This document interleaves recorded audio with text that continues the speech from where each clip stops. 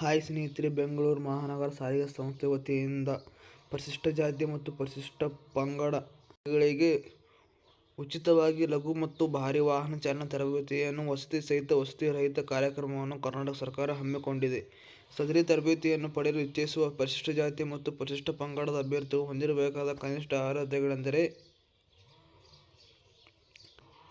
ಲಘು ವಾಹನ ಚಾಲನಾ ತರಬೇತಿಗೆ ಅರ್ಜಿ ಸಲ್ಲಿಸಲು ಇಚ್ಛಿಸುವ ಅಭ್ಯರ್ಥಿಗಳು ಕನಿಷ್ಠ 18 ವರ್ಷ ಮತ್ತು ಗರಿಷ್ಠ 45 ವರ್ಷ ವಯೋಮಿತಿಯನ್ನು ಹೊಂದಿರಬೇಕು.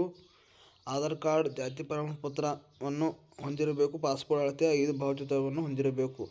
ಭಾರೀ ವಾಹನ ಚಾಲನಾ ತರಬೇತಿಗೆ ಅರ್ಜಿ ಸಲ್ಲಿಸಲು ಇಚ್ಛಿಸುವ ಅಭ್ಯರ್ಥಿಗಳು ಕನಿಷ್ಠ 20 ವರ್ಷ ಮತ್ತು ಗರಿಷ್ಠ 45 ವರ್ಷ ವಯೋಮಿತಿ ಹೊಂದಿರಬೇಕು. ಲಘು ವಾಹನ ಚಾಲನಾ ಅನುಜ್ಞಾನ ಪತ್ರ ಪಡೆದು 1 ವರ್ಷ ಪೂರ್ಣಗೊಂಡಿರಬೇಕು. ಅರ್ಜಿ ಸಲ್ಲಿಕೆ ದಿನಾಂಕಕ್ಕೆ ಪ್ರಮುಖ ಅಂಶಗಳು: ಮೊದಲು ಬಂದವರಿಗೆ ಮೊದಲ ಆದ್ಯತೆ ಮೇರೆಗೆ ಅರ್ಹ ಅಭ್ಯರ್ಥಿಗಳಿಗೆ ಲಘು ಭಾರೀ ವಾಹನ ಚಾಲನಾ ತರಬೇತಿ ನೀಡಲಾಗುತ್ತದೆ.